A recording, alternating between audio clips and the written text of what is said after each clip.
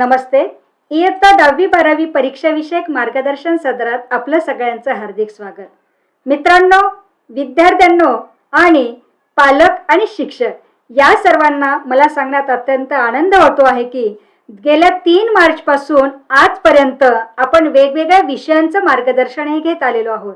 त्यात 12वीच्या कला, वाणिज्य आणि विज्ञान शाखा आणि इयत्ता 10वी या अंतर्गत असलेले विविध विषय जे आहेत या विषयांची बोर्डाची परीक्षा विद्यार्थ्यांनी कशी पार करायची आहे, तयारी कशी करायची आहे, बोर्डाला आपल्याला पेपर लिखाण कसं अपेक्षित आहे आणि एकूणच ह्या परीक्षेला सामोरं कसं जायचं आहे, त्या परीक्षेचं स्ट्रक्चर कसं असणार आहे, सिलेबस कसा असणार आहे, या आणि या सोबत अनेक संबंधित बाबी ज्या आहेत याचं मार्गदर्शन आपण वेगवेगळ्या शिक्षक प्राध्यापकांकडून करत आलेलो होतो.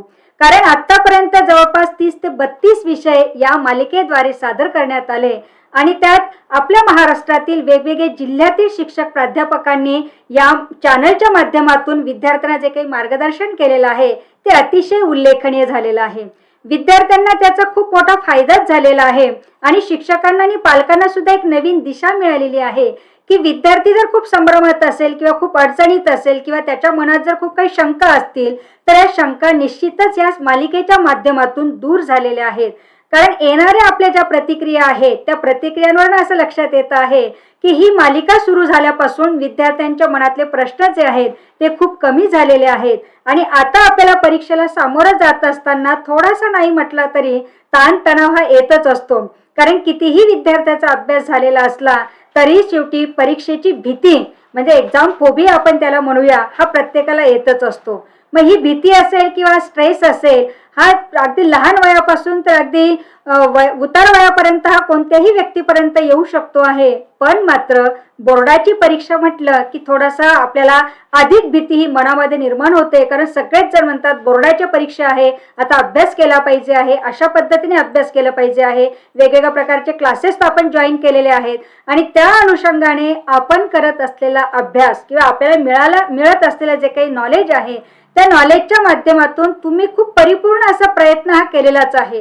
कारण परीक्षेला सामोरं जायचं म्हणजे थोडीशी तयारी ठेवावीच लागते आहे आणि ही तयारी जर आपण केली नाही तर निश्चितच ताणतणावाला सुद्धा सामोरं जावं लागतं आहे.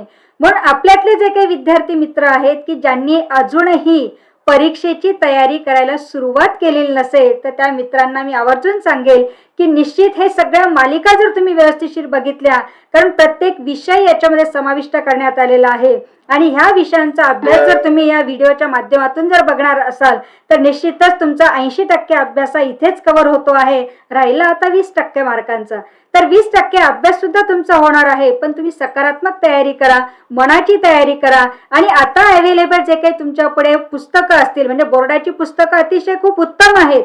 या पुस्तकांचा जरी तुम्ही चांगला अभ्यास केला तरी सुद्धा तुम्हाला चांगल्या पद्धतीने यश मिळणार आहे. आणि म्हणून कुठल्याही प्रकारचा तणाव आपण न घेता या तणावाचं व्यवस्थापन आपल्याला कसं करायचं आहे याबद्दल आज आपण मार्गदर्शन घेणार आहोत.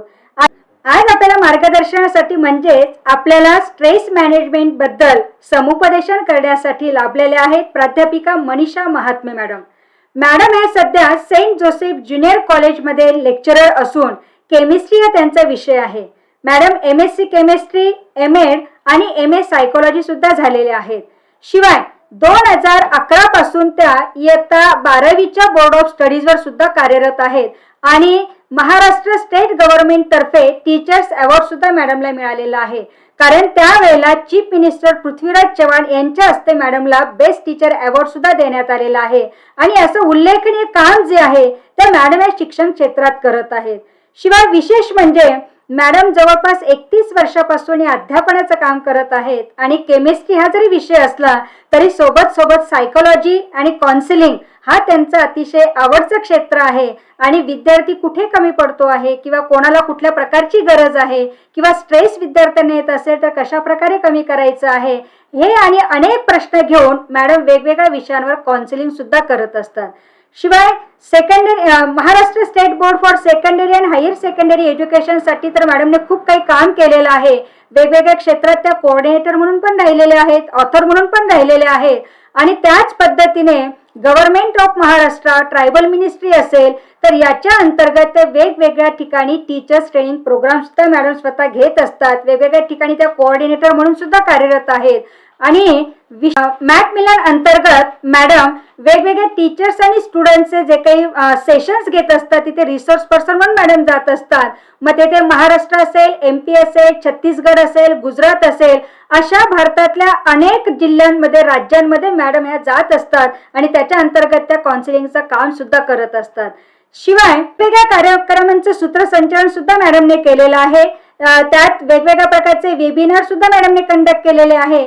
म्हणजे असं एक ना एक अनेक असे वाखाणण्याजोगे कार्य मॅडमने केलेलं आहे. आणि त्यांचं वैशिष्ट्य म्हणजे त्यांना वेगवेगळ्या पुरस्काराने सन्मानित सुद्धा करण्यात आलेलं आहे. त्यात ideal teacher award by government of Maharashtra असेल, नंतर outstanding contribution to tribal education by tribal ministry, government of Maharashtra, award for special contribution to Nagpur Rural Police in the field of liturgical arts, Home Ministry, Government of Maharashtra, Teacher for Excellence by International Institute of Hotel Management, नंतर best teachers award by rotary club of Nagpur. त्याच पद्धतीने शिक्षक गौरव पुरस्कार by Panjabrao Deshmukh teachers association आणि 7 star award by Yuva Samuh Wardha आणि Indrani Ram medal by Babu Jagjivan Ram trust for girls education New Delhi. आणि असे एक ना एक अनेक असे अवॉर्डने सुद्धा मॅडमला सन्मानित करण्यात आलेलं आहे. असं एक बहुआयामी व्यक्तिमत्व जे आहे ते आज आपल्याला मार्गदर्शनासाठी लाभलेलं आहे. आणि स्ट्रेस मॅनेजमेंट या विषयावर विद्यार्थी मित्र जे आहेत ते 10वी आणि 12वीच्या परीक्षेला जे बसलेले आहेत या विद्यार्थ्यांना मोलाचं मार्गदर्शन मिळणार आहे. तर आता आपण मॅडमचं मार्गदर्शन घेऊया की जेणेकरून आपल्याला परीक्षेला सामोरं जात असताना ज्याही काही अडचणी येतील त्या अडचणी तुम्हाला निश्चितच कमी करण्यास मदत होणार आहे. नमस्ते मॅडम. इयत्ता 10वी 12वी परीक्षा विषयक मार्गदर्शन सदरामध्ये मॅडम आपलं हार्दिक स्वागत. आत्ता सध्या ज्या 10वी 12वीच्या अंतिम लेखी परीक्षा ज्या होणार आहेत तर या परीक्षेच्या अनुषंगाने विद्यार्थ्यांना कितीही नाही म्हटलं म्हणजे टॉपर येणारा विद्यार्थी असो किंवा अगदी पासिंग लेव्हल क्रॉस करणारा जो विद्यार्थी आहे तर परीक्षेचं टेन्शन जे आहे किंवा थोडासा ताण जो आहे तो मनावर हा येतच असतो. पण तरीही सुद्धा विचार करता कितीही आपला अभ्यास झालेला असला तरीही आपल्याला थोडंसं जे काही मनावर थोडंसं असं काही एक विशिष्ट प्रकारची भीती जी असते की आता माझी परीक्षा आहे, कसं होणार, मी पेपर लिहू शकेल की नाही, इतका अभ्यास तर माझा झालेला आहे परंतु तरी सुद्धा मी जर ब्लँक झालो तर, असे एक ना अनेक प्रश्न जे आहेत ते विद्यार्थ्याच्या मनामध्ये येतच असतात. मग हा 10वी 12वीला परीक्षेला सामोरा जाणारा जो काही विद्यार्थी असतो तो जरा परीक्षेचं वेगळंच म्हणजे अधिक टेन्शन घेत असतो. कारण बोर्ड हा जो प्रकार आहे म्हणजे त्या शब्दावर म्हणजे शब्द उच्चारताना पण अतिशय असं आपल्याला वाटतं की एकदम प्रत्येक जण त्याच्यावर जोर देत आहे. बोर्डची परीक्षा आहे म्हणजे पालक असो, शिक्षक असो किंवा आपले नातेवाईक असो, अरे आता तुला बोर्डाच्या परीक्षेला सामोरं जायचं आहे, अभ्यास कर. हे जे काही सातत्याने विद्यार्थ्यांवर जे बंबार्डिंग होतं आहे त्याच्यामुळे सुद्धा कदाचित बोर्ड हा शब्द उच्चारताना सुद्धा विद्यार्थ्यांच्या मनामध्ये थोडीशी भीतीही वाटत असावी. पण असा थोडासा विचार जर केला तर हा ताण जो आहे म्हणजे हा नेमका काय आहे की परीक्षेच्याच अनुषंगाने येणारा भाग वेगळा आहे पण लहान मुलांपासून अगदी वयस्कर व्यक्तींपर्यंत सुद्धा ताण हा कुठल्या ना कुठल्या परिस्थितीत येतच असतो. पण हा ताण किंवा स्ट्रेस जो आपण नेहमी शब्द उच्चारत असतो तर हे नेमकं काय आहे ते जरा समजावून सांगाल. पहिल्यांदा जसं वोट ऑफ थँक्स नंतर असतात पण आधीच तुमचे खूप खूप धन्यवाद. काळजी, चिंता, ताण ह्यानीच मनुष्य अर्धा होतो. तर विद्यार्थ्यांची काय कथा या धकाधकीच्या जीवनामध्ये in this stressful life as we say, have you ever concentrated on knowing what stress is? Stress म्हणजे काय हे पहिले जाणून घेऊया. त्याचे प्रकार कसे असतात आणि कोणामुळे तो स्ट्रेस आपल्यापर्यंत पोहोचतो हे जाणून घेऊया. आणि त्यानंतर आपण त्याच्याविषयी चर्चा करू की हा स्ट्रेस न येण्यासाठी आपण काय करू. बरोबर. केवळ विद्यार्थीच नाही पण धकाधकीच्या जीवनामध्ये प्रत्येक व्यक्तीला ह्या काळजीच्या सायकल मधून जावं लागतं आणि त्यावेळेला स्वतःला शांत डोक्याने ह्या गोष्टींना कसं सामोरं जायचं याविषयी काही छोटी चर्चा करू. आपण सर्वप्रथम बघूया स्ट्रेस अँड कोपिंग. म्हणजे स्ट्रेस म्हणजे काय आणि त्यावर मात करण्यासाठी आपण काय करू शकतो. सर्वप्रथम स्ट्रेस म्हणजे काय. Stress is a negative emotional experience. Emotional experience म्हणजे भावनिक अनुभव. जेव्हा भावनिक दृष्ट्या आपल्याला खूप त्रास होतो, खूप काहीतरी आपल्या मनावर दडपण येतं, त्यावेळेला आपण म्हणतो मला स्ट्रेस निर्माण झाला. Our body and mind reaction to a situation, a real or imagined one, an event or any change. म्हणजे आपलं शरीर आणि मन याची जेव्हा रिॲक्शन होते, आपण त्याप्रती जेव्हा काही ना काहीतरी संवेदना व्यक्त करतो, मग ती एखादी घटना असो, एखादं खरं घडलेलं किंवा आपण इमॅजिन केलेलं, म्हणजे आपण असा विचार केलेला की असं घडू शकतं, किंवा कुठलीही अशी घटना ज्यामुळे आपल्या आयुष्यात खूप मोठा बदलाव आलाय, त्यावर आपलं शरीर किंवा आपलं मन जेव्हा रिॲक्ट करतं, जेव्हा त्याप्रमाणे विचार करायला लागतं, तेव्हा आपण म्हणतो की आपल्याला स्ट्रेस झाला. Usually it is a unpleasant one. म्हणजे ही भावना, ही रिॲक्शन, हा आपला अनुभव हा काही आनंददायी नसतो, तेव्हा आपण म्हणतो की स्ट्रेस निर्माण झाला. It poses demands and constraints. म्हणजे काही ना काहीतरी आपल्याकडून अपेक्षा केल्या जाते आणि ती अपेक्षा निगेटिव्ह असते. लक्षात घ्या, ती कधी कधी इमॅजिनरी पण असते, म्हणजे ती खरी नसते, पण आपण तसा विचार करतो की असं घडू शकतं किंवा घडलंय. Possess demands and constraints, and it develops with unexpected or unusual changes. म्हणजे ज्याची अपेक्षाही केली नाही आणि अचानक घडलेले जे बदलाव असतात आयुष्यामध्ये, एकदम जे आपल्यावर येऊन पडतो, त्यांनी स्ट्रेस निर्माण होतो. सायकोलॉजिकली असं म्हटलं जातं की देर इज अँझायटी, म्हणजे चिंता निर्माण होते. Then it develops, it leads into stress. Stress निर्माण होतो आणि त्यामुळे डिप्रेशन मध्ये मनुष्य जातो. तर स्ट्रेस ही काही खूप आनंददायी भावना नाही, ही कुठे ना कुठे आपल्याला त्रासदायकच असते. कोपिंग. आता कोपिंग म्हणजे काय. The way to deal with difficulties. म्हणजे आपल्याला आलेल्या अडचणी ज्यामुळे आपल्याला स्ट्रेस निर्माण झाला, त्याला ओव्हरकम करणं, म्हणजे त्यावर मात करणं म्हणजे coping. It is an attempt to overcome the difficulties. आलेल्या अडचणींचा सामना करून त्यावर मात कशी करायचं, याला इंग्लिश मध्ये कोपिंग म्हणतात. आपण पुढे चलूया. आपण बघूया की स्ट्रेस कशाशी निगडीत आहे. स्ट्रेस निगडीत आहे आपल्या वागण्या बोलण्याशी, बिहेवियरशी. It is related to a biochemical reaction. म्हणजे जैव रासायनिक प्रतिक्रिया ज्या घडतात शरीरात, आपल्या आजूबाजूला, आपल्या मनामध्ये, आपल्या डोक्यामध्ये, आपल्या ब्रेन मध्ये, त्यामुळे स्ट्रेस निर्माण होऊ शकतो. आणि stress is also associated with physiological changes. म्हणजे आपल्या शरीरामध्ये आपले शारीरिक बदल आणि शारीरिक बदलाव जे होतात, त्याशीही, त्या गोष्टींशीही स्ट्रेस हा निगडीत असतो. आपण बघूया की स्ट्रेसर्स म्हणजे काय. ज्या घटना, ज्या सिच्युएशन्स, ज्या ज्या फिलिंग्स, ज्या भावना आपल्याला स्ट्रेस निर्माण करतात, त्याला स्ट्रेसर्स असे म्हणतात. म्हणजे आतापर्यंत आपण बघितलं की काही भावना, काही इव्हेंट्स, काही घटना ज्यामुळे आपल्या मनात काही निगेटिव्ह भावना निर्माण होतात, त्यामुळे स्ट्रेस निर्माण होतो.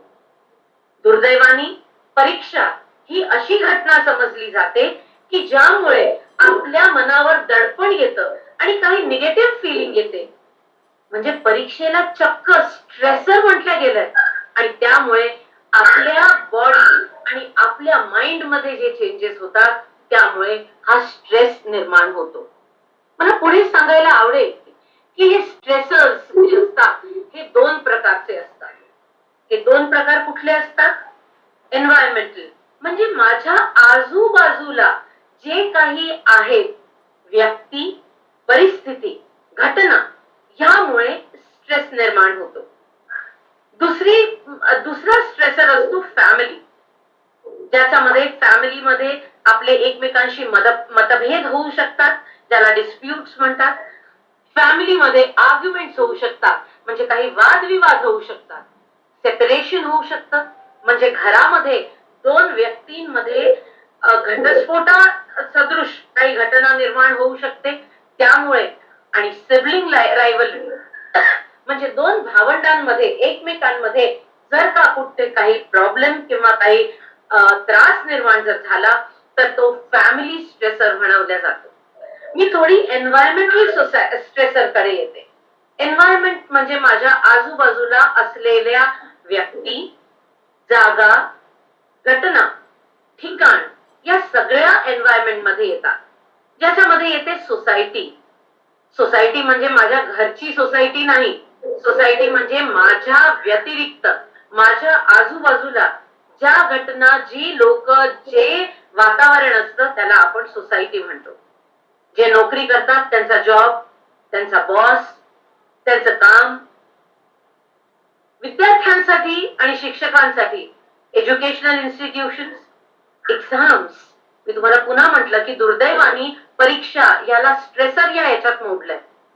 सध्या कोरोना किंवा कोविड-19 सदृश ही जी परिस्थिती निर्माण झाली आहे ती, वेगवेगळे पॅन्डेमिक्स म्हणजे 100 वर्षापूर्वीचा जर विचार केला तर आज आपल्याला जो सर्दी खोकला होतो तो त्यावेळेला पॅन्डेमिक म्हणजे महामारी म्हणून गणला गेला होता. वक्त वक्त की बात है, सिच्युएशन सिच्युएशन की बात है. वेळेवेळेप्रमाणे हे पॅन्डेमिक या महामारीचं स्वरूप बदलत जातं आणि त्यामुळे स्ट्रेस निर्माण होतो, नक्कीच होतो. मोठ्या मोठ्या लोकांच्या नोकऱ्या गेल्या, फॅमिलीवर त्याचा परिणाम झाला. कुटुंबावर परिणाम झाल्यानंतर त्या कुटुंबात असलेल्या विद्यार्थ्यांवर निश्चितच त्याचा परिणाम झालेला आहे. जे लोक सागर किनारी राहतात त्यांना सुनामी सारख्या घटना पण स्ट्रेस निर्माण करतात. जे लोक नदी किनारी किंवा पुन्हा पाण्याच्या काठावर राहतात त्यांना पूर सदृश परिस्थिती. आपल्याला माहितीये की अनेक वर्षांपूर्वी मोवाडचा पूर काटो जवळ पूर्ण सगळं गावच्या गाव आपल्या बरोबर नेस्तनाबूत करून गेला होता. अर्थक्वेक, जपान सारख्या देशामध्ये अर्थक्वेक या घटनेमुळे देखील स्ट्रेस निर्माण होतात. पण मी इथे 1 मिनिट आयोजकांची परमिशन घेऊन एक गोष्ट सांगू इच्छिते की माझी जपानची व्हिजिट मला खूप काही शिकवून गेली. तिथल्या लोकांनी स्ट्रेसला कसं कंट्रोल करायचं, त्यावर कशी मात करायची यावर अतिशय उत्तम उपाय शोधलेले आहेत.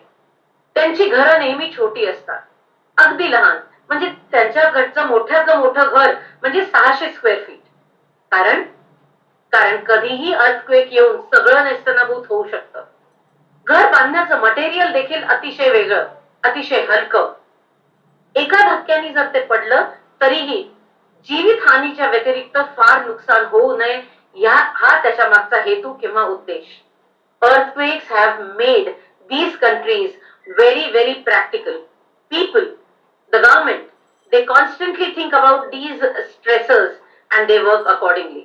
आणि तेच युनायटेड किंगडमच्या व्हिजिट मध्ये मी पाहिलं, मोठाली घरं असतात, खूप मोठी. त्यांना जागा लागते कारण that is not a earthquake prone area.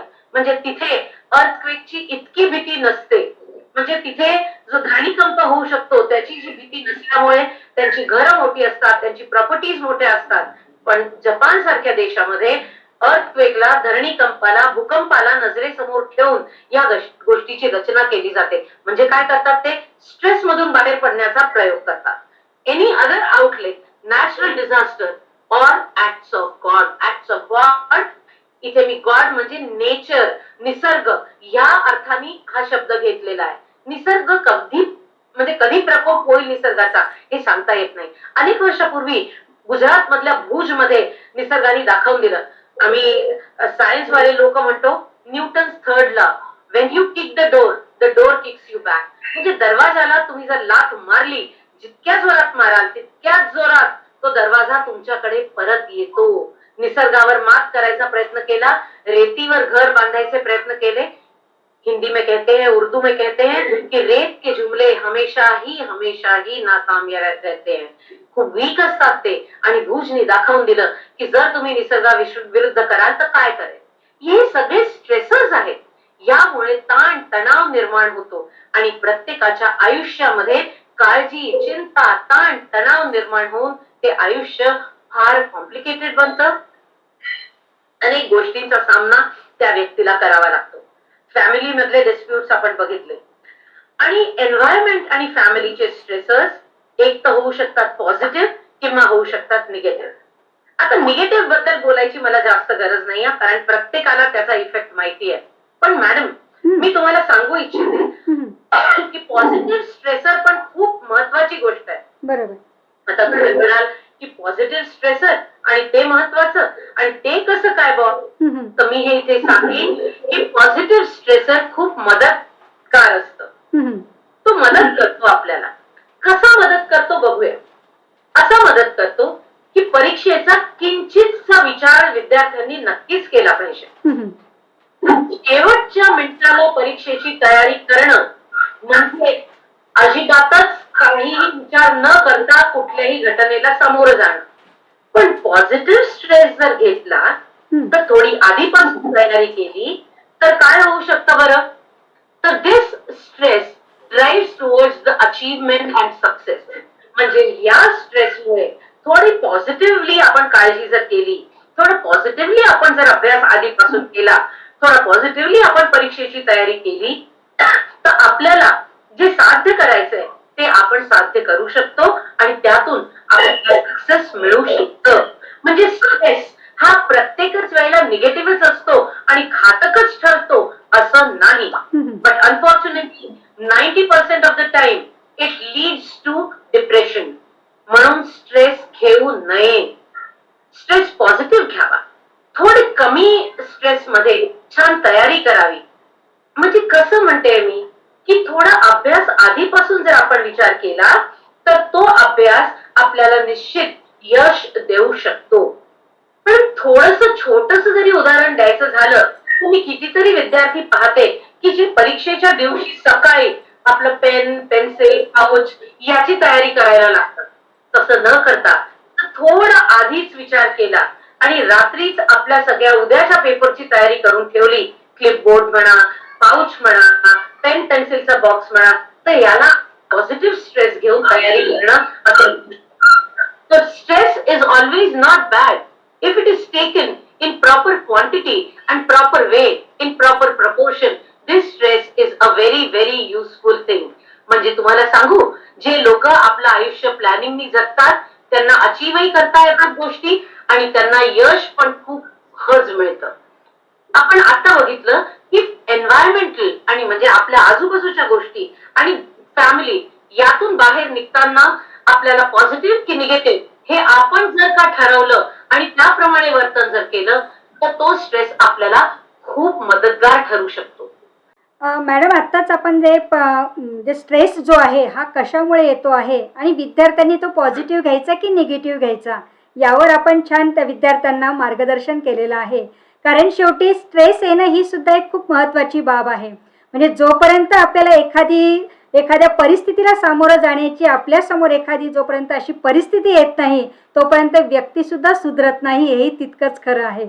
म्हणून काही कालासाठी का होईना थोडासा स्ट्रेस येणं हे पण गरजेचं आहे. फक्त तो मात्र नकारात्मक न घेता सकारात्मक कसा घ्यायचा आहे याचं आपण छान उदाहरण देऊन विद्यार्थ्यांना स्पष्ट केलेलं आहे.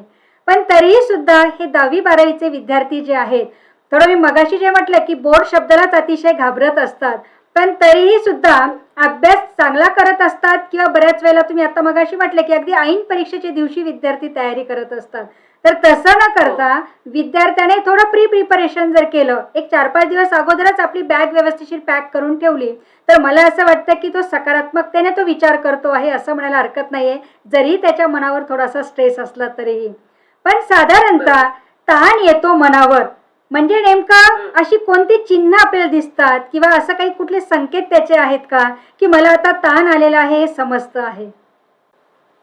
हो मॅडम, नक्कीच आहे. निसर्गामध्ये कुठलीही घटना आपल्याला एक सिग्नल किंवा एखादं चिन्ह न देता घडत नसते. म्हणजे अक्षरशः असं म्हटलं जातं की खूप मोठाले आजारही ज्यांना होतात त्यांना सुद्धा पहिले काही ना काहीतरी त्याचे संकेत, त्याचे चिन्ह मिळालेले असतात. म्हणजे स्ट्रेस मधून जे डिप्रेशन एकदम येतं ना, ते एकदम येत नाही बरं का. पहिल्यांदा त्याची काही ना काहीतरी चिन्ह आपल्याला दिसतात. आता बघूया की ही चिन्ह काय असतात.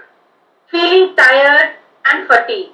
जेव्हा विद्यार्थी ना अभ्यास न करता आईला किंवा बाबांना म्हणतात ना, मी आता खूप थकलो किंवा मी आता खूप थकले, मला आता ना अजिबात तो इतका थकवा आहे की अजिबात फ्रेश वाटत नाही. ही एखाद्या दिवस कंप्लेंट केली तर गोष्ट वेगळी असते, पण वरचेवर आणि वारंवार ही जर का कारण दिल्या गेल्या जातील. हे बघा मॅडम, आपण जसं म्हटलं की बोर म्हटल्यावरच काळजी निर्माण होते, तर आपल्याला ज्या गोष्टीला समोर जायचंच आहे तर त्याच्यासाठी एवढा बाऊ न करता आपण पॉझिटिव्ह स्ट्रेस घेऊन हळूहळू पावलं टाकत जर आपल्या ध्येयाकडे गेलो तर मला वाटतं काहीच कठीण नाही. मग त्यासाठी जेव्हा तो स्ट्रेस निर्माण व्हायला लागतो ना, तर ती पहिलं चिन्ह विद्यार्थी घरी म्हणायला लागतात, मला कंटाळा आला, मी आता काही करणार नाही, मी काल रात्रभर अभ्यास केला.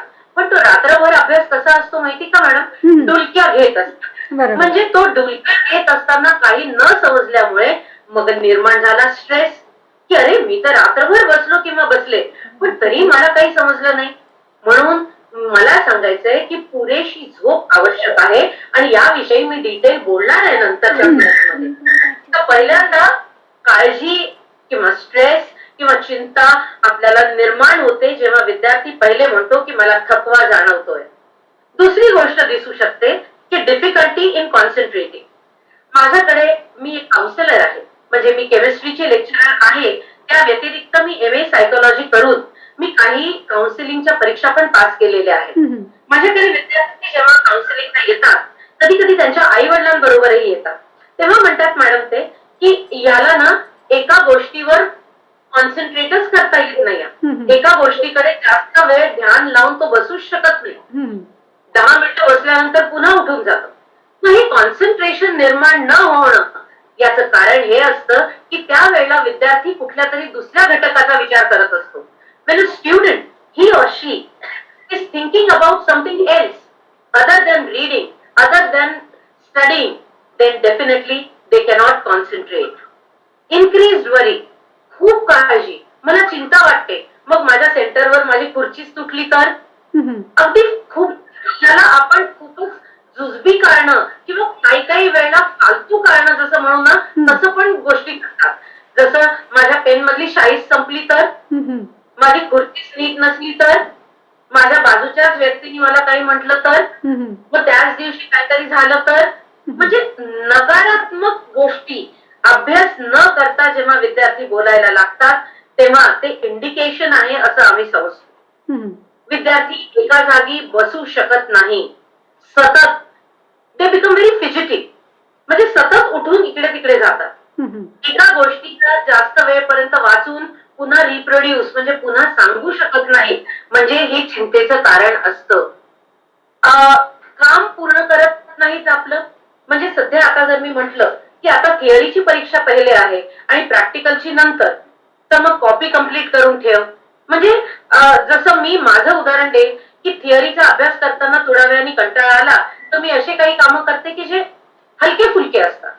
पण जर हा विद्यार्थी ते हलके फुलके कामं करण्याकरता सुद्धा आनाकानी करत असेल, नको नको म्हणत असेल, if the student is not ready to attend classes, आता ऑनलाईन क्लासेस आहे, कधी टीचर्स सेशन घेतात, आणि आनाकानी जर विद्यार्थ्याकडून होत असेल की मी काही कंप्लीट करणार नाही, मी क्लास अटेंड करणार नाही, मला खूप काळजी वाटते, मला त्या टीचरनी शिकवलेलं समजतच नाही.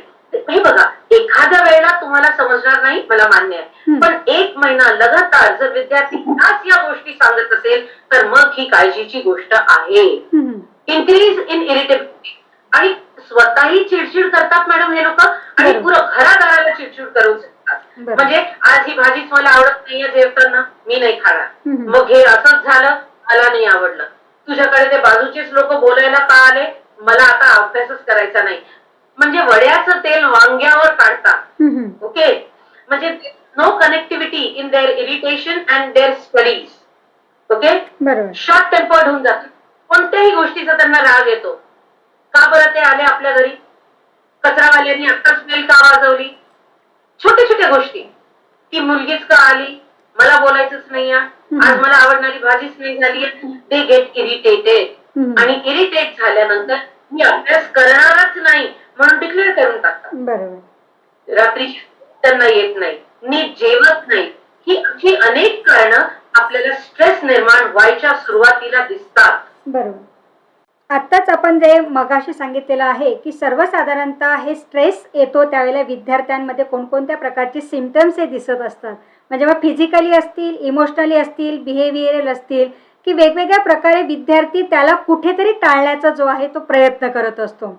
पण जर त्याने योग्य पद्धतीने जर विचार केला तर मला असं वाटतं की तो त्याच्यापासून दूरही जाऊ शकतो आहे. आणि बऱ्याच वेळेला असं इरिटेशन ज्यावेळेस तो फॅमिलीला करतो आहे किंवा एकूणच समाजाला जर करत असेल तर ह्या विद्यार्थ्याच्या वर्तणुकीमध्ये एक वेगळीच किंवा विसंगतता सुद्धा आपल्याला दिसत असते. पण तरीही सुद्धा आपण असा जर विचार केला की ताणतणाव जेव्हा विद्यार्थ्याला येत असतो किंवा व्यक्तीला हा येत असतो तर त्यावेळेला त्याच्या शरीरामध्ये सुद्धा काही वेगवेगळ्या प्रकारचे बदल हे होत असतात. तर ते बदल नेमके कसे होतात ते जरा समजून सांगाल. हा मॅडम, माझे काही डॉक्टर मित्र आहेत, मैत्रिणी आहेत आणि त्यांच्याशी मी बरेचदा स्ट्रेस या विषयावर बोलते.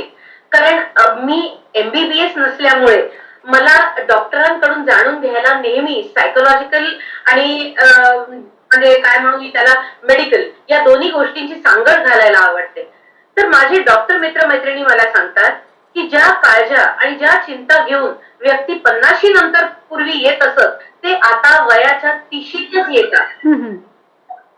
वयाच्या 30व्या वर्षीच्या आधीच येतात. कधी कधी तर अगदी 22-23 वर्षाचे विद्यार्थी देखील खूप काळजा आणि चिंता घेऊन येतात आणि ते सरळ सांगतात की आम्हाला आज काहीही करायची इच्छा नाही होत आणि आम्ही नुसतं झोपून राहतो, आम्ही छताकडे पाहत पडलेलो असतो. मॅडम, त्या व्यक्तीला ब्लड प्रेशर निर्माण होतं, त्यांची शुगर लेवल म्हणजे पॅन्क्रियाटिक सिक्रिशन्स, त्यांचे इन्सुलिनचे डिस्टर्ब होऊन जातात. विचार करा, जे आजार 50 नंतर होत असत ते आता 20 आणि 30च या विद्यार्थ्यांपर्यंत पोहोचायला लागलेले आहेत. आणि याचं केवळ एकच कारण आहे, त्यांनी घेतलेला स्ट्रेस. बरोबर. त्या स्ट्रेसचं एक कारण परीक्षा आहे आणि दुसरं कारण अपेक्षा, समाजाकडून, फॅमिलीकडून, स्वतःकडून, स्वतःच्याच अपेक्षा. माझा एक डॉक्टर मित्र अगदी काळजी करून डोक्याला हात लावून बसला होता. तेव्हा मी त्याला विचारलं, तुला काय झालं आज, इतका का डिस्टर्ब आहे?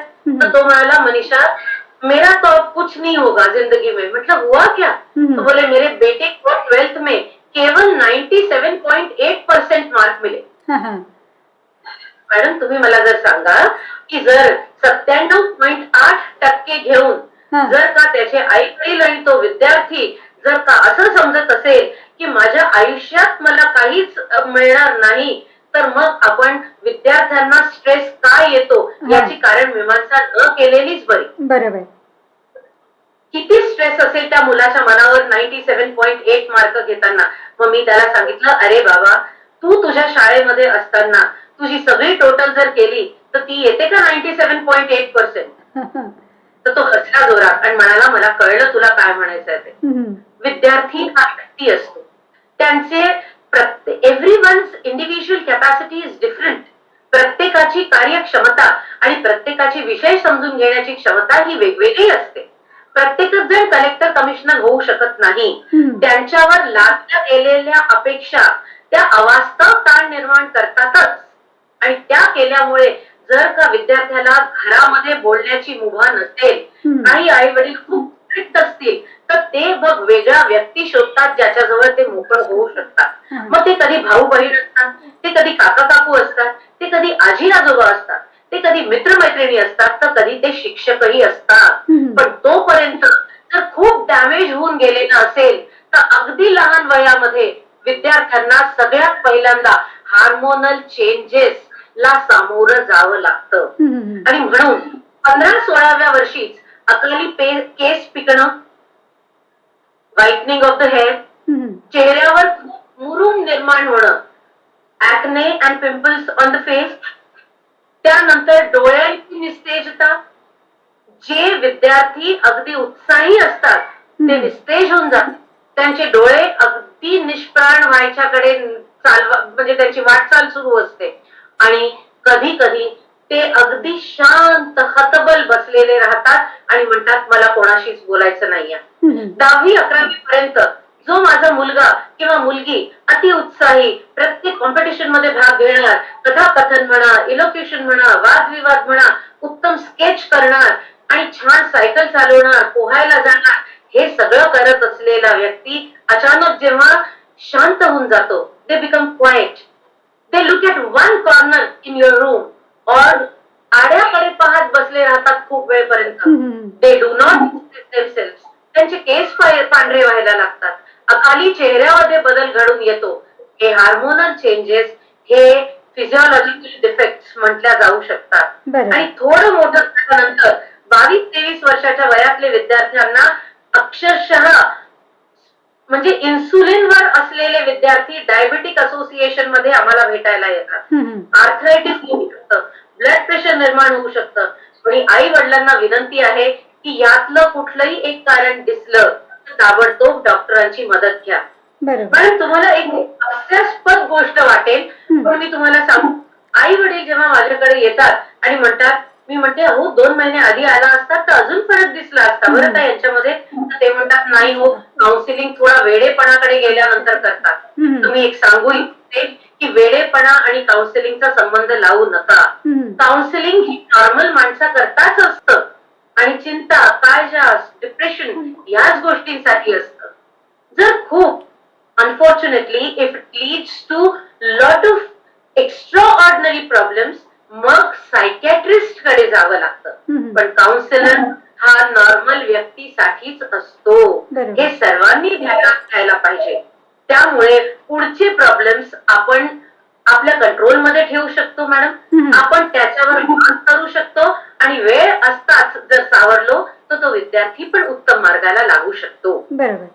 याच्यातून पालकांनी आणि विद्यार्थ्यांनी सुद्धा ह्या गोष्टी लक्षात घेणं गरजेचं आहे की फिजिकली जे काही बदल होतात किंवा नाहकचे आजार सुद्धा आपल्याला लागू शकतात. म्हणून मग आपण स्ट्रेस घेणं कितपत योग्य आहे हे पण एक सगळ्यांनी लक्षात घ्यावं. आणि जर स्ट्रेसमुळे जर एवढे सगळे वेगवेगळ्या प्रकारच्या व्याधी जर आपल्याला लागणार असतील किंवा शारीरिक जे काही दुखापती जर आपल्याला होत असतील तर ते आपल्या भावी जीवनासाठी निश्चितच योग्य नाही आहेत. आणि म्हणून स्ट्रेस येणं हे नॅचरल जरी असलं तरी सुद्धा ते कितपत घ्यावं हे प्रत्येकाच्या हातात आहे. याबद्दल सुद्धा आपण छानपैकी मार्गदर्शन केलेलं आहे.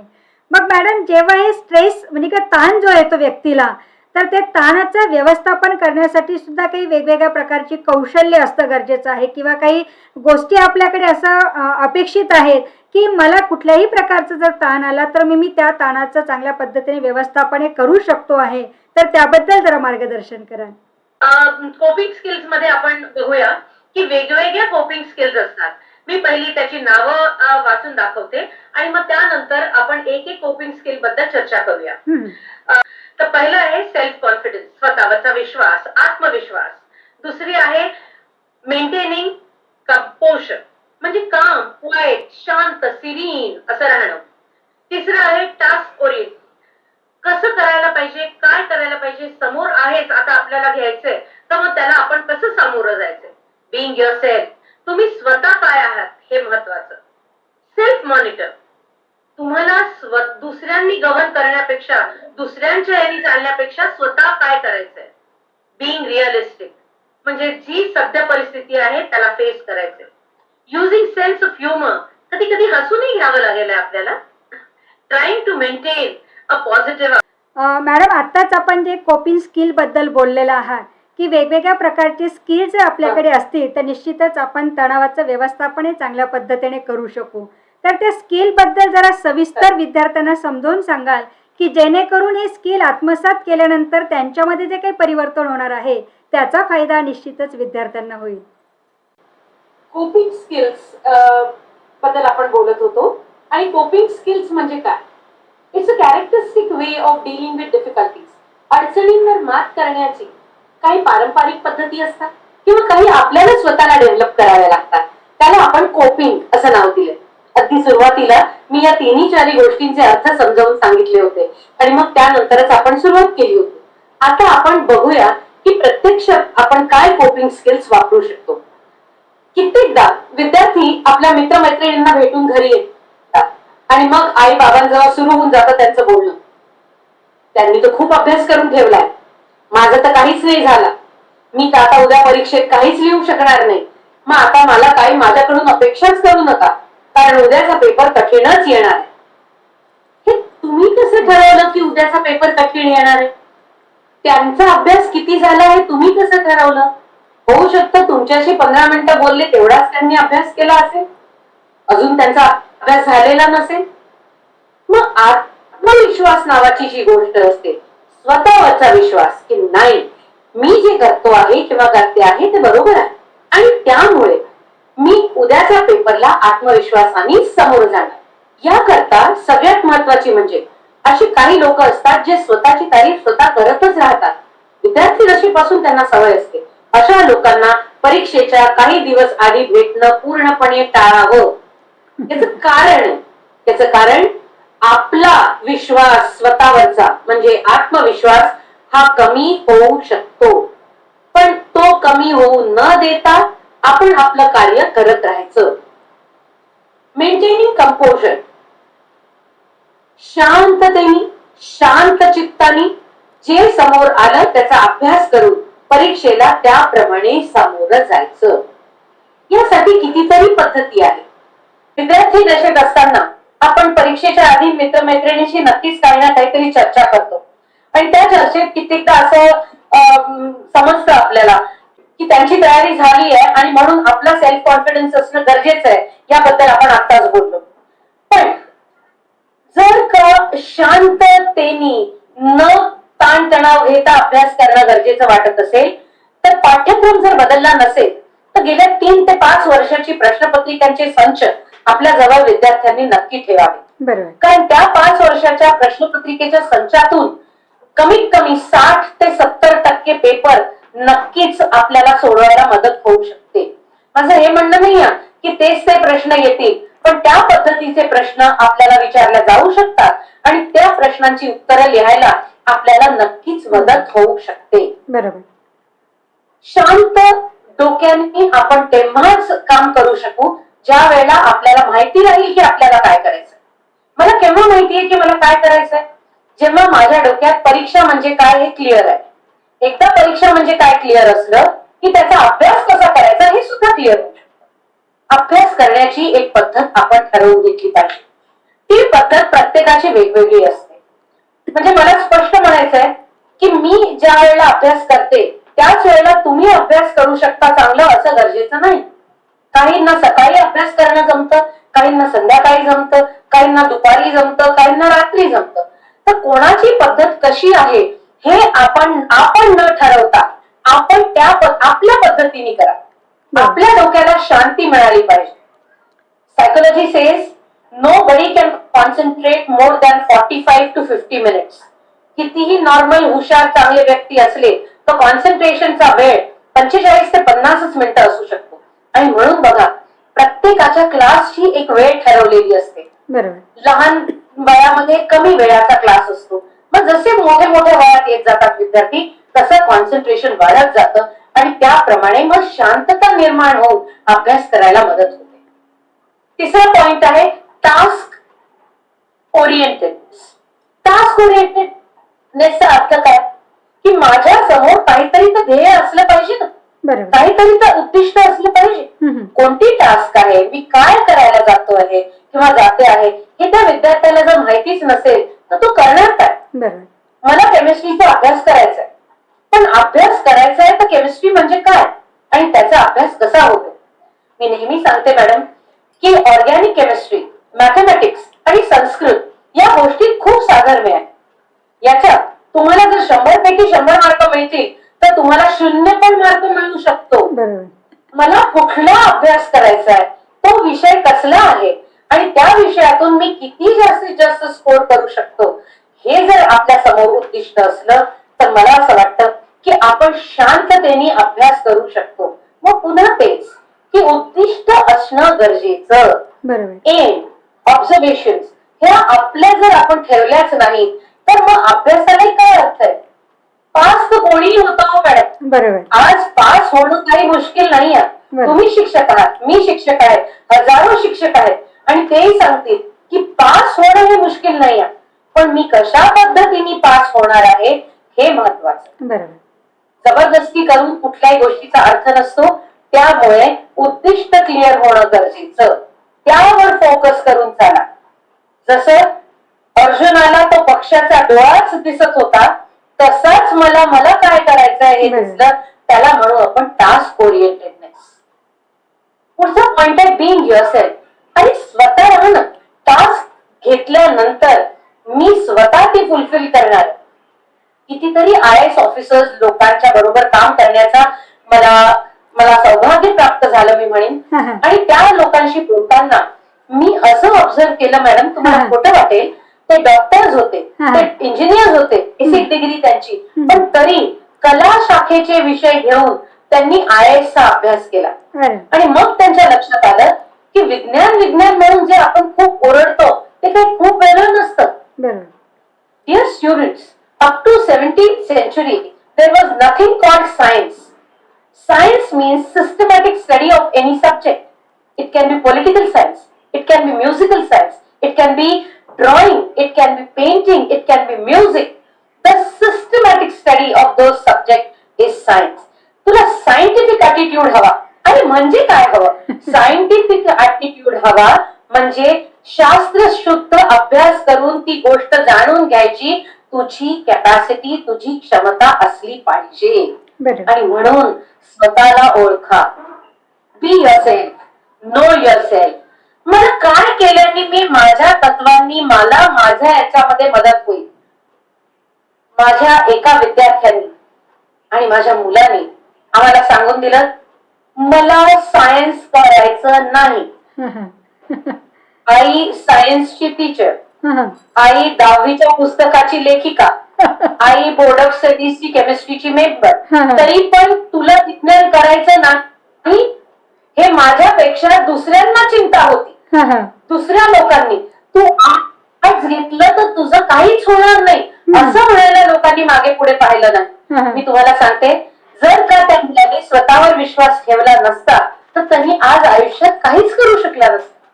पण तो क्लिअर होता. He said, chemistry is a mystery for me, but history is my love. प्रत्येकाचा आनंद कशात असू शकतो हे त्या व्यक्तीला माहिती असायला पाहिजे. दुर्दैवाने 95% मुलांना हे माहिती नसतं. It's like heard of sheeps. एक नाही का, एक तो शेळ्या मेंढ्या जसं जातात, पहिली मेंढी जशी जाते तसे बाकीचे लोक त्याला फॉलो करत जातात. मग कपारीवरून खाली पडली तरी बाकीचेही खाली पडतात. बरोबर. आणि तसंच काहीस आपले 95% विद्यार्थी करतात की एकाने केलं म्हणून मी पण करणार. थोडंफार अंशी आपला समाजही त्याला दोषी आहे. कारण अरे तुझा चुलत भाऊ डॉक्टर झाला, तू कमीत कमी इंजिनियर हो. म्हणजे काय? कमीत कमी म्हणजे काय? तुझ्या आत्तेभावांनी हे केलं तर तू कमीत कमी ते कर. हे आणि तेला काही अर्थ नाही. त्या व्यक्तीला ती गोष्ट आवडली पाहिजे, तेव्हाच तो ताण कमी होतो. बरोबर. बाजूचा इंजिनियर झाला म्हणून मी डॉक्टर होईल असं नाही. बाजूचा चार्टर्ड अकाउंटंट झाला म्हणून मी होईल असं नाही. मी चांगला पेंटर असू शकतो, मला उत्तम गाण्याची जाणीव असू शकते, मी उत्तम लिखाण करू शकतो, मी स्वतःला एक्सप्रेस करू शकतो. हे सुद्धा एक मोठं शास्त्र आहे. पण नुकतंच वयाच्या 23व्या वर्षी माझ्या मुलाला, म्हणजे हे आउट ऑफ द कॉन्टेक्स्ट सांगते, सिम्बॉयसिस सारख्या एका इन्स्टिट्यूशननी इम्प्रोव्ह थिएटर म्हणजे काय हे होणाऱ्या वकिलांना सांगायला बोलवलं. 23व्या वर्षीच्या वयाला एका वकिलाला सांगायला की तिथे, कारण तो म्हणाला वकिलीमध्ये नाट्य असणं गरजेचं आहे. बरोबर. वकिलीमध्ये नाट्य असणं गरजेचं आहे, नाहीतर तो व्यक्ती आपला मुद्दा दुसऱ्यांसमोर मांडू शकणार नाही. बरोबर. प्रत्येकाला आपण काय आहे हे समजून पुढे जाण्याची गरज आहे. तो तसा झाला म्हणून मी असं होऊ गरजेचं नाही. आज जग इतकं जवळ आलेलं आहे, एका बटनवर सगळे लोक देश विदेशाचे एकमेकांच्या बरोबर बोलू, संवाद साधू शकतील. आवडणाऱ्या कुठल्याही गोष्टीचा नीट अभ्यास करून स्वतःला काय पाहिजे ते जाणून त्या क्षेत्रात विद्यार्थी नक्कीच पुढे जाऊ शकतात. फक्त त्यांना माहिती पाहिजे की त्यांना काय करायचं. त्यांना काय करायचं हे माहिती आहे तर त्याचबरोबर एक लक्षात ठेवायला पाहिजे की दुसऱ्यांनी म्हटलं म्हणून आपण असं वागायचं नाही. माझं आत्ताचं जे उदाहरण होतं ते या दोन्ही गोष्टींचं कॉम्बिनेशन होतं, की दुसरे करतात म्हणून मी नाही, दुसऱ्यांनी केलं म्हणून मी नाही, दुसरे करतील म्हणून नाही. त्या त्या व्यक्तीची ती खासियत असते. बरोबर. लता मंगेशकर उद्या ताट बांधून बॅट घेऊन जर का गावस्कर किंवा तेंडुलकर सारखे शतक मारायला जातो म्हणाल्या तर ते शक्य नाही. बरोबर. आणि गावस्कर आणि तेंडुलकर हजारो 50,000 गाणी म्हणू शकतील असंही गरजेचं नाही. त्या त्या लोकांचं ते विश्व आहे, ते क्षेत्र आहे, कारण ते सेल्फ मॉनिटर्ड आहे. ते स्वतःला जाणतात की त्यांना काय करता येतं. कितीकदा तरी they are very modest and they say no, it is because of the situation we came into this profession. असं नसतं. Each one knows where they are good in, where they are best in. Try to give your best and be self monitored. दुसऱ्यांनी म्हटलं म्हणून नका करू. तुम्हाला आवडतं म्हणून इंजिनियर बना, तुम्हाला आवडतं म्हणून चार्टर्ड अकाउंटंट बना, तुम्हाला आवडतं नाही तर जिकडल्या तिकडेच वळतं. Finally, the person goes to that direction where they wanted to go. I did my MSc in chemistry. I worked for 31 years, but finally I felt like knowing a person I am with. I wanted to know the person with whom I work. I wanted to know people in society. जी माझी पहिल्यापासूनची आवड होती, शेवटी मी तिकडे वळलीच. मी सायकोलॉजीकडे गेलीच, त्याचा शास्त्रशुद्ध अभ्यास केला. मला कितीही थांबवून ठेवलं तरी मी तिकडे वळली. आपण तुम्हाला माहितीये, मी काही उदाहरणं देऊ इच्छिते. क्रिकेटपटू VVS लक्ष्मण जो आहे तो किती नावाजलेला क्रिकेटपटू आहे, पण तुम्हाला माहितीये तो स्वतः एक डॉक्टर आहे. हे लेटेस्ट उदाहरण आहे. थोडं जुन्या काळात उदाहरण देते. संगीतकार शंकर जयकिशनची जोडी कोणाला माहिती नाही. जे Hindi film lovers, music lovers, they all know Shankar Jaikishan. आणि त्या दोघांमध्ये तुम्हाला कल्पना नसेल कदाचित, पण शंकर आणि जयकिशन मध्ये एक होते कार्पेंटरचा प्रोफेशन करणारे त्यांच्या फॅमिलीमध्ये, आणि एक होते कुस्तीचे शौकीन हैदराबादचे. तर कुठे कुस्तीचे शौकीन, कुठे कार्पेंटर, आणि कुठे beautiful melodious songs of 60s in Hindi film movies. प्रत्येकाचं आपलं एक क्षेत्र असतं आणि तो व्यक्ती त्या त्या क्षेत्राकडेच वळतो. If you are self monitor. दुसऱ्याच्या म्हणण्यावर चालता ताण येतच नाही, ताण येतच नाही. आपल्या आनंदासाठी तो अभ्यास करा. Bing realistic. रिअलिस्टिकचा अर्थ हा आहे की जो रोजच्या याच्यात जी जी जी काय म्हणू आपण त्याला, ट्रान्सपेरन्सी, जी पारदर्शकता आहे त्याला ऍक्सेप्ट करा. रिअल लाईफ मध्ये काय कशाची गरज आहे ते बघा. त्या गरजेनुसार मला काय आवडतं ते पहा आणि या दोन्ही याची उत्तम सांगड घालून पुढे चला. Using sense of humour. आणि कधी कधी हसना भी जायज होता है. कधी कधी बोला, दुसऱ्याशी संवाद साधा, जोक्स सांगा, एकमेकांशी बोला. तुम्हाला माहितीये, laughter is one of the therapy in stress reduction. ताण तणाव कमी करण्यासाठी ह्युमर, लाफ्टर या थेरपीज आहेत. And I would like to add, animal therapy पण एक थेरपी आहे. जर का कोणाकडे एखादा पाळीव प्राणी असेल, पाळीव पक्षी असेल, तर त्यांच्याशी पण दिवसातून काही वेळ बोललं पाहिजे. ते सुद्धा आपला ताण तणाव कमी करण्यासाठी खूप मोठी मदत करतात. आता सेन्स ऑफ ह्युमर. तुम्ही म्हणाल हा हिची काय गरज नाही. त्या सेन्स ऑफ ह्युमरनी, जोक्सनी, काही छान किस्से, काही मजेदार गोष्टी हे केल्याने ताण तणाव कमी होतात, असं सायकोलॉजिकली प्रूव्ह झालेलं आहे. कुत्रा, मांजर, पोपट हे प्राणी देखील आपल्या घरी जर असतील तर कित्येकदा असं बघितलं गेलंय की जेव्हा ते विद्यार्थी ताण तणावात असतात तर हे प्राणी त्यांच्या अगदी बाजूला बसलेले असतात आणि अगदी बाजूला बसून कधी कधी पंजानी त्यांना असं करतात, त्यांच्या जवळपास हिंडतात, फिरतात. हे ताण त्यांचं कमी करण्याचा एक पद्धत असते. Trying to maintain the positive outlook. हो, हे मी करीनच, नक्की माझ्याच्याने होईल. निगेटिव्ह आउटलुक कसा असतो, मुझसे नहीं बनता, मैं नहीं करूंगा यार, केमिस्ट्री बेकार आहे. कसं शिकल्या मॅडम तुम्ही केमिस्ट्री, कसं लक्षात राहता तो मॅडम केमिस्ट्रीचं काय रिॲक्शन तुम्हाला. आणि आता तुम्ही सायकोलॉजी शिकायला आल्या, बापरे काय मॅडम तुम्ही करता. No, I had a positive attitude, positive outlook. मी हे करणार कारण हे मला आवडतं आणि मग मला आवडतं म्हणून मग मी ते करून पाहणार, कारण माझ्यासाठी ते निश्चित होईल. निगेटिव्ह ऍटिट्यूड, अरे बाप आता वयाचे 45 वर्ष पार झाले, आता कशाचा अभ्यास, आता तर परीक्षा घेण्याचे दिवस आहे, देण्याचे कुठले आले. म्हणजे त्या कॉलेजच्या प्रिन्सिपलनी देखील मला प्रश्न विचारला की हे जे विद्यार्थी तुझ्या बरोबर आहेत हे तुझ्या मुलाचे मित्र आहेत की तुझे मित्र आहेत. मी म्हटलं ते माझे मित्र आहेत. कारण की मला आता ते करायचं आहे. You know, I have that positive attitude. I want to learn, I want to know, I want to seek. पण त्याच्यातून मला आनंद मिळाला पाहिजे. And that is positive outlook. नुसतं आउटलुक असणं गरजेचं नाही, तो आनंददायी असा. तर हे का कुठे विद्यार्थ्यांना हे लागू होतं, हे प्रत्येक विद्यार्थ्याला लागू होतं. 10वी पर्यंत जरी विषय कॉमन असतील तरी 11वी मध्ये तर चॉईस आहे की तुम्हाला की तुम्ही काय करायचं आहे पुढे. आर्ट्सला जायचंय, कॉमर्सला जायचंय, सायन्सला जायचंय. आणि तेही नाही तर तुमच्यासाठी दुसऱ्या पण फील्ड, MCVC आहे, बायफोकल आहे, अजून कितीतरी. मॅडम आज आपण इथे बोलतोय, हजारो अशा फील्ड आहेत वेस्टर्न कंट्रीज मध्ये की ज्याच्याबद्दल आपण कधी नाव पण ऐकलेलं. आणि अशा फील्ड जर विद्यार्थ्यांना कळल्या तर त्यांनी जरूर त्याचा आनंद घ्यावा, उपभोग घ्यावा, आनंद घेता घेता अभ्यास करावा. ताण तुमच्या जवळपासही येणार नाही. छुट्टी हो जाएगी उसकी. Using social support. सोशल सपोर्टची गरज आहे. तुम्ही जिथे राहता तिथल्या लोकांशी संवाद साधा.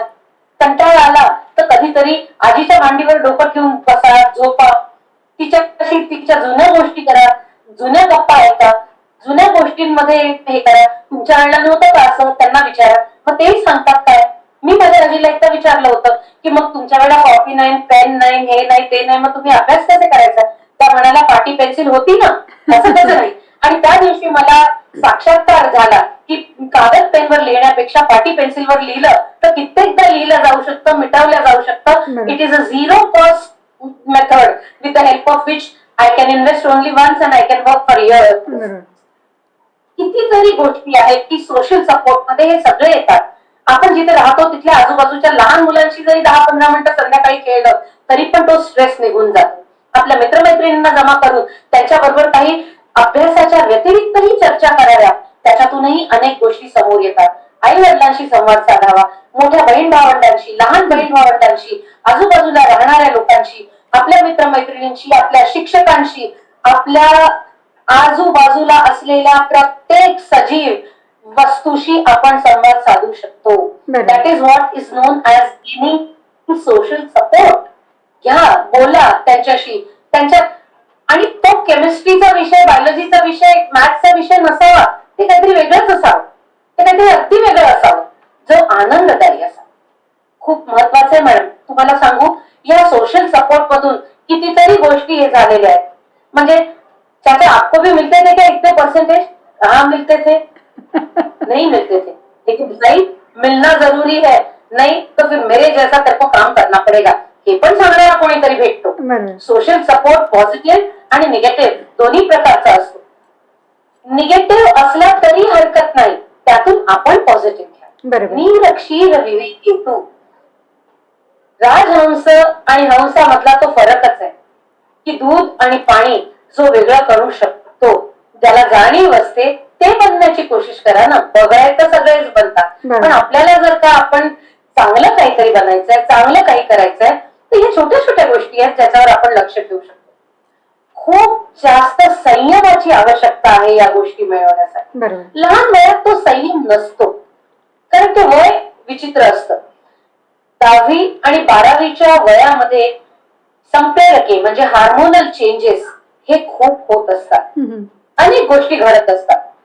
शारीरिक बदल होत असतात, मानसिक बदल होत असतात, आणि कधी कधी चेहऱ्याची ठेवण, आवाजाचा पोट हे सगळं बदलत असतं. आणि सगळ्यात महत्वाचं एक घडतं ते म्हणजे अपोजिट सेक्स विषयी अट्रॅक्शन वाटायला लागतं. मला एक गोष्ट सांगायला आवडेल सगळ्यांना. अपोजिट सेक्स बद्दल अट्रॅक्शन वाटणं म्हणजे गुन्हा नाही, पण त्यात वाहवत जाणं हे वाईट आहे, कारण ते त्या वयाला अनुसरून नाही. हार्मोनचे बदल होतात म्हणजे आपला जो सेक्स आहे त्याच्या विरुद्ध सेक्स विषयी आपल्याला आकर्षण वाटणं अतिशय स्वाभाविक आहे. ती निसर्गाची रचना आहे. ते मी थोडस सांगू मॅडम तुम्हाला कानात. ते नाही वाटलं तर गडबड आहे. बरोबर. ते नाही वाटलं तर गडबड आहे, तर डॉक्टरकडे जाण्याची गरज आहे. ते वाटलं पाहिजे. ते हार्मोनल चेंजेस आहेत बरोबर. आणि ते त्या प्रत्येक विद्यार्थ्याला कोणीतरी ओपनली सांगणं गरजेचं आहे. बरोबर. शिक्षकांनी आई वडिलांनी हे सांगायला पाहिजे. ठीक आहे, तुम्हाला ते चांगले आहे तसं वाटणं स्वाभाविक आहे, पण हे वय नाही. बरोबर. आपण 6 महिन्याचा असताना सायकल चालवत होतो का? नव्हतो ना चालवू शकत. बरोबर. कारण का? कारण की आपल्या शरीराला ते मंजूर नव्हतं. म्हणून तसंच शरीराच्या प्रत्येक टप्प्यावर त्या त्या गोष्टींची आवश्यकता असते, ते तेव्हाच करा. बरोबर. दुर्दैवाने सेक्स या विषयावर आपल्या सोसायटीत बोलायला अजूनही लोक घाबरतात बरं. आणि ती अतिशय वाईट गोष्ट आहे. हे कुठून कुठून मनात ठेवतात. पण हे सांगण्यापेक्षा ज्या वयात जे करायला पाहिजे ते करत द्यावं असं सांगितलं तर या विद्यार्थ्यांचे अर्धे ताण कमी होतील, हे मी तुम्हाला आजच सांगते. बरोबर. तुम्ही म्हणाल का बरं मॅडम, आपण नव्हतो का त्या वयातून गेलो ना मॅडम, पण हा सोशल मीडियावाला राक्षस नव्हता बरोबर. आपल्या जमान्यामध्ये. आणि म्हणून एक बटन दाबल्याबरोबर आपल्याला काय माहिती असेल इतकं सगळं त्या कोमल मनाच्या मुलांना माहिती असतं. बरोबर. आणि मग त्याबद्दल ते नकळत विचार करत राहतात. नकळत विचार करून मग त्याच गोष्टीमध्ये मन रमतं, कारण तेच त्या व्हिडिओज त्याच त्या गोष्टी पाहिल्या जातात. आणि म्हणून सध्या आपल्यावर कंट्रोल ठेवण्यासाठी आई वडील आणि शिक्षकांची भूमिका खूप महत्वाची ठरते. बरोबर. मला आठवतं की राजेश खन्नाचं लग्न जेव्हा झालं तेव्हा माझी मावशी रडत होती. हा. अगदी लहानशी मी तिच्या चेहऱ्याकडे पाहून तिला विचारलं, तू का रडते? तर ती म्हणाली, राजेश खन्नाचं लग्न झालं. तर मला कळे ना की राजेश खन्नाचं लग्न झाल्यावर ही का रडते. मी खूप लहान होते त्यावेळी. मग मोठं झाल्यावर सायकोलॉजी शिकल्यावर कळलं की ती का राजेश खन्नाचं लग्न झाल्यावर रडत. असेच अनेक व्यक्ती आपल्या अवतीभोवती भेटतात.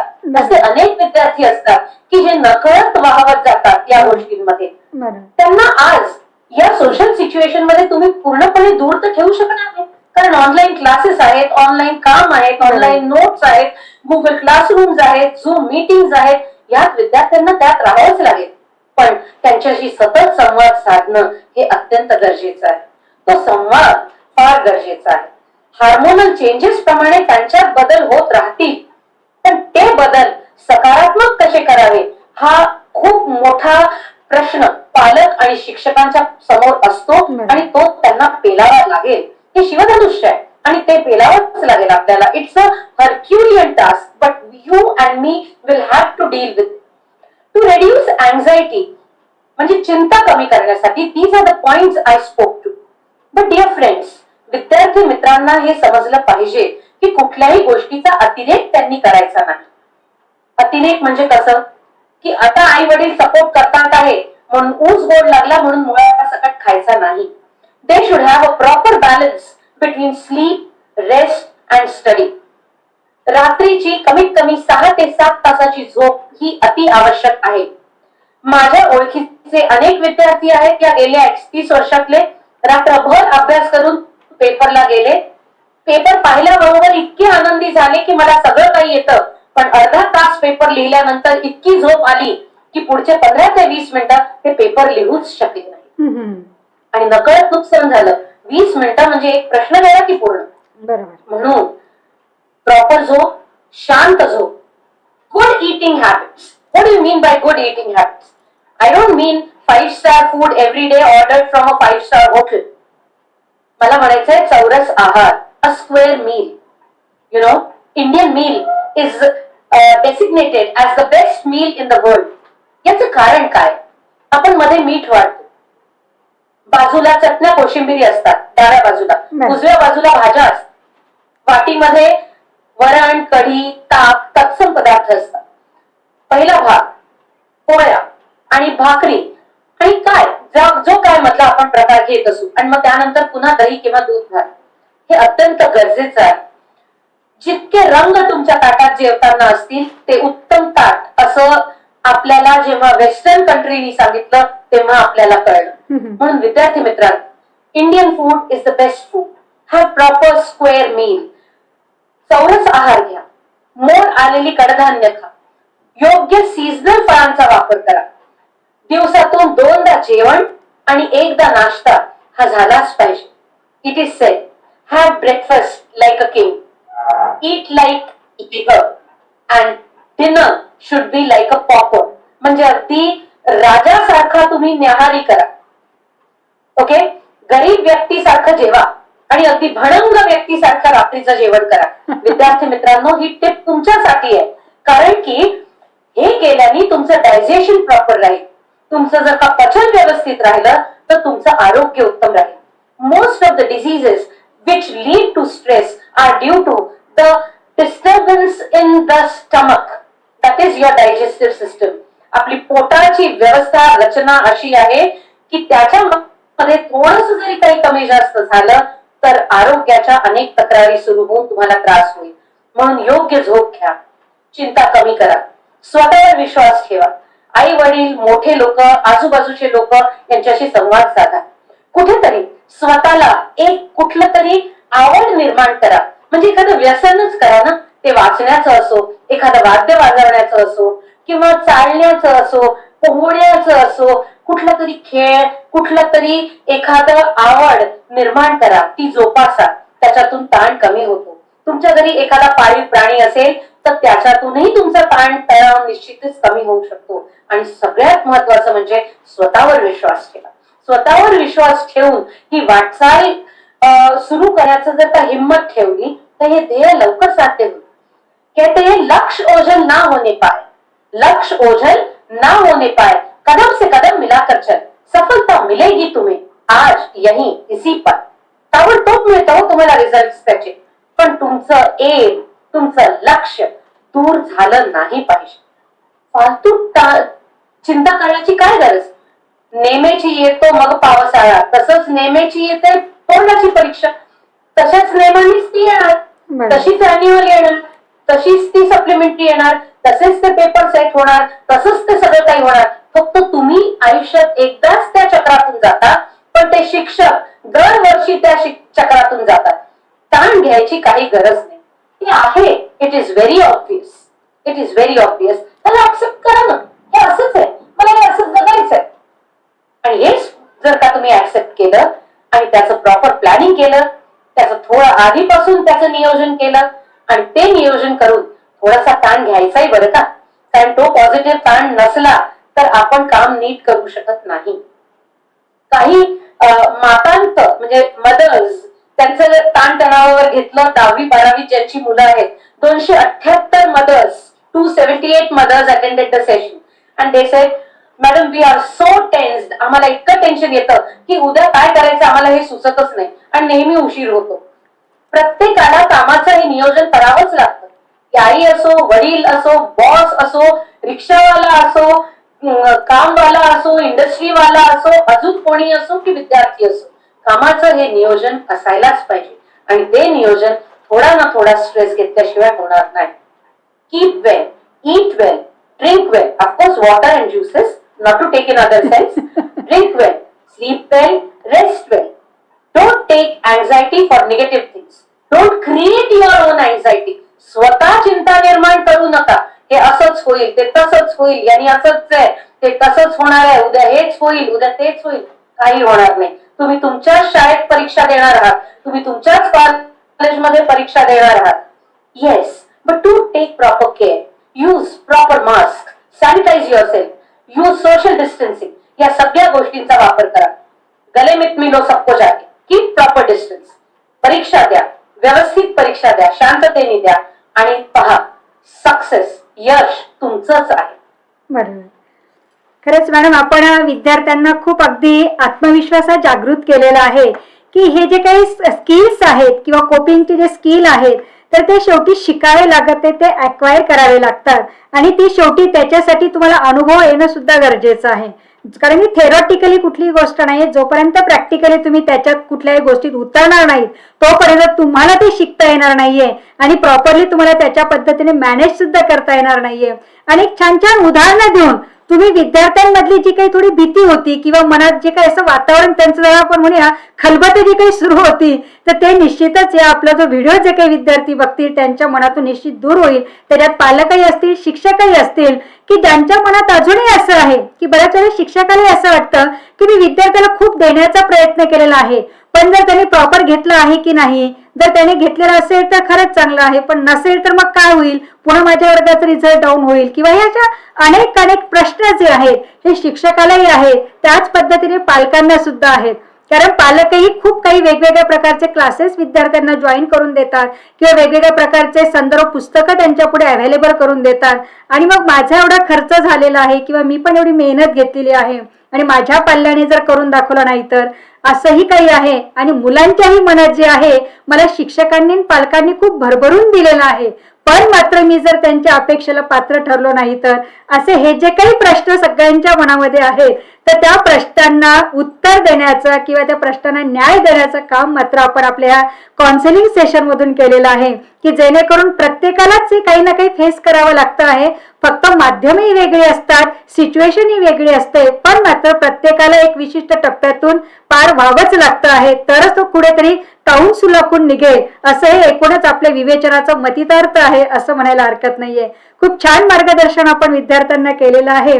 आणि मला असं वाटतं की 10वी-12वीचे जे विद्यार्थी आहेत ते आपला व्हिडिओ ऐकल्यानंतर आजच स्ट्रेस त्यांचा कमी होईल, कारण थोडं मानसिक तयारी ते करतील आणि परीक्षेला मात्र निश्चितच चांगल्या पद्धतीने सामोरं जातील. एक जाता जाता विद्यार्थ्यांना आपण असा काय संदेश द्याल की 10वी-12वीच्या परीक्षेला जाताना थोडस एक स्टडी स्किलच्या अनुषंगाने आपण एक त्यांना काय मार्गदर्शन कराल? अभ्यासाचा जो प्रश्न आहे, तर प्रत्येक विषयाचा अभ्यास वेगवेगळ्या तऱ्हेने केला जातो. बरोबर. You cannot learn English as you learn physics. You cannot study biology as you can study mathematics. तर हर सब्जेक्ट की अपनी एक नजाकत होती है. प्रत्येक विषयाची आपली एक अशी खुमासदार शैली असते, आणि त्या शैलीला तो शिक्षक न्याय देत असतो त्या विद्यार्थ्यांपर्यंत पोहोचवण्याचा. मॅडम, माझ्या लहानपणी ज्याला जो बुद्धू असायचा थोडासा एखाद्या विषयात, तो ट्युशनला जायचा, पण आता जो ट्युशन लावत नाही तो मूर्ख समजला जातो. तर म्हणजे काय झालंय की सगळं गणित जे आहे ते 360 डिग्रीनी बदलून गेलेलं आहे. पूर्ण एक गोल असं फिरून आपण तिथपर्यंत पोहोचलेलो आहोत. त्याच्यामुळे कधी कधी असं वाटतं की विद्यार्थ्यांना त्यांच्या शिक्षकांपेक्षा दुसऱ्या कोणावर विश्वास असतो का? ठीक आहे, कोणावरही विश्वास ठेवा, पण त्या विषयाचं ज्ञान पूर्ण घेण्याचा प्रयत्न करा. मी तुम्हाला एक खूप महत्वाची गोष्ट तेव्हा सांगितली होती की पाठ्यक्रम बदलला नसेल तर मागील 3 ते 5 वर्षाचे जर प्रश्न संच आणले आणि ते जर सोडवून पाहिले, जरी अभ्यासक्रम बदलला असेल तरी पण बाजारात आज वेगवेगळ्या पब्लिकेशनचे काही पेपर सेट्स अवेलेबल आहेत, ज्याच्यामध्ये त्यांनी सराव प्रश्नपत्रिका दिलेल्या आहेत. त्या सराव प्रश्नपत्रिकांचा अभ्यास करून त्या सोडवून बघाव्या. आणि मुख्य म्हणजे लिहिण्याची प्रॅक्टिस करा. अजूनही तुमच्याजवळ 20 ते 22 दिवस आहेत परीक्षा सुरू व्हायला. लिहिण्याची प्रॅक्टिस करा. म्हणजे काय करा की पाटी पेन्सिल घ्या, चॉक असेल तुमच्या घरी, बोर्ड आणि चॉक असेल त्याचा वापर करा, कागद पेन घ्या, पण रोज 10 ओळी काही ना काहीतरी लिहून बघा.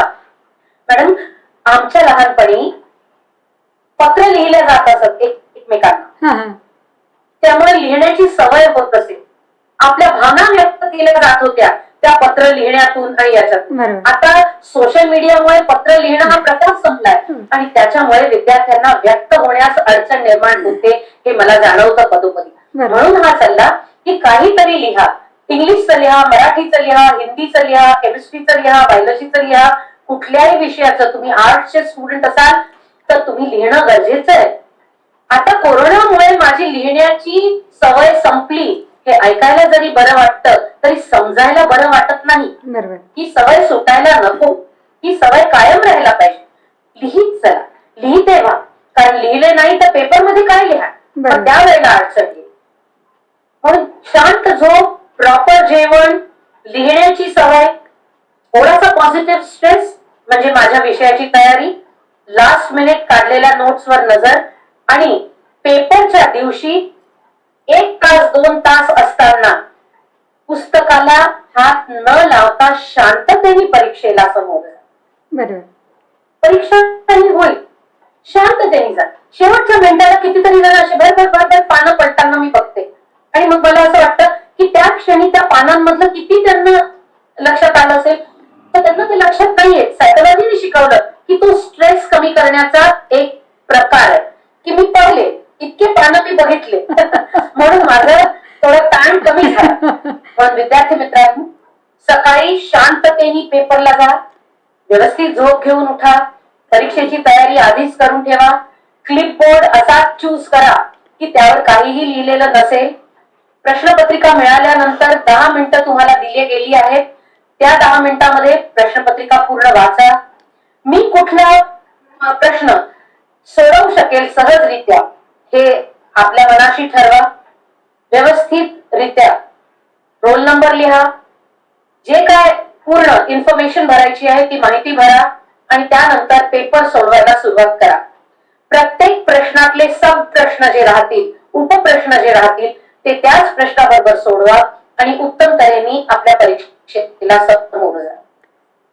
निश्चित मॅडम, कारण शेवटी स्ट्रेस हा जो भाग आहे हा थोडा फ्रस्ट्रेशन कडे वळण्यापेक्षा तो जर पॉझिटिव्हने घेतला, म्हणजे जर सकारात्मक दृष्टीने घेतला तर स्ट्रेस मॅनेजमेंट म्हणजे मॅनेज बिंग टाइम, म्हणजे वेळेतच मला स्वतःलाही मॅनेज करता येईल असं म्हणायला हरकत नाहीये. इतका हा म्हणजे खूप काही धोकादायकही नाहीये, पण मात्र त्याचा जर जास्त बाहू केला किंवा त्याच्या जर आहारी गेला तर निश्चितच ते धोक्याचा एक संकेत सुद्धा आहे. पण मात्र थोडं आनंदाने त्याच्याकडे बघितलं किंवा एक येणारी परिस्थिती आहे असं जर त्याच्याकडे बघितलं तर विद्यार्थी मित्रांना येणारी ही जी परीक्षा आहे या परीक्षेला सामोरं जाताना या कुठल्याही अडथळ्याशिवाय तो जाऊ शकेल आणि परीक्षेत चांगलं उत्तुंग यश हे तो मिळवू शकेल असं आपलं हे एकूणच समुपदेशनाने विद्यार्थ्यांना जे काही मार्गदर्शन मिळालेलं आहे आणि एक आत्मविश्वास आहे. कारण शेवटी प्रत्येकाच्या हातात आहे. कॉन्फिडन्स असेल किंवा त्यांचा कन्सिस्टन्सीनेस असेल किंवा एकूणच मनाची तयारी असेल, सेल्फ कॉन्फिडन्स असेल, हे सगळं आपल्या मुठीत आहे आणि एकवटलं की निश्चितच त्यांना प्रगतीचा मार्ग सुद्धा हा दिसणार आहे. हा छान संदेश मात्र आपण आपल्या ह्या आजच्या विवेचनातून विद्यार्थ्यांना दिलेला आहे. मॅडम, आपण या इयत्ता 10वी-12वी परीक्षा विषयक मार्गदर्शन सदरामध्ये येऊन विद्यार्थ्यांना परीक्षेला सामोरं जात असताना कोणत्या प्रकारची काळजी घ्यावी किंवा ताणाचं व्यवस्थापन आपण कसं करावं याबद्दल सखोल मार्गदर्शन केलं. त्याबद्दल एजुस्ट्रीम या युट्यूब चॅनल तर्फे आपले खूप खूप आभार. मी देखील आपले आभार व्यक्त करते की आपल्या माध्यमातून मला महाराष्ट्रातील लाखो विद्यार्थ्यांपर्यंत पोहोचण्याची संधी मिळाली. असेच वरचेवर भेटत राहू. खूप खूप धन्यवाद. Thank you madam, thank you. आत्ताच आपल्याला प्राध्यापिका महात्मे मॅडमने जे काही स्ट्रेस मॅनेजमेंट बद्दल जे काउन्सिलिंग केलेलं आहे, वेगवेगळ्या टिप्स त्यांनी सांगितलेल्या आहेत किंवा कोपिंग स्किल्स वगैरे त्यांनी सांगितलेले आहेत आणि एकूणच हा स्ट्रेस जो आहे हा पॉझिटिव्ह आणि निगेटिव्ह जे दोन प्रकारचे असतात त्यापैकी आपण जर पॉझिटिव्हली घेतलं तर जीवनामधला मार्ग जो आहे तो कसा पुढे मार्गक्रमित करू शकतो आहे आणि आपल्याला परीक्षेचं हे जे काही मनापुढे जे काही ओझं वाटतं आहे किंवा एक डोंगर वाटतो आहे तर तो पार कसा करता येईल याचं छान समुपदेशन मॅडमने वेगवेगळ्या उदाहरणाच्या माध्यमातून आपल्याला केलेलं आहे. मित्रांनो, 10वी-12वीची परीक्षा म्हणजे खूप काही मोठं संकट नाहीये. ही एक चांगली आपल्या जीवनातली एक यशाची एक पहिली पायरी म्हणूया किंवा आपल्या जीवनात आपण जे आयुष्यात वेगवेगळ्या पद्धतीने जे सामोरं जाणार आहात किंवा जीवन जगत असताना जे अडथळ्यांना पार करणार आहात त्यापैकी पहिला टप्पा जो आहे हा बोर्ड परीक्षेचा आहे असं आपण त्याच्याकडे बघूया आणि चांगल्या पद्धतीने अभ्यास करा. या सिरीजचा तुम्ही पण लाभ घ्यायचा आहे. वारंवार ही सिरीज तुम्ही बघा.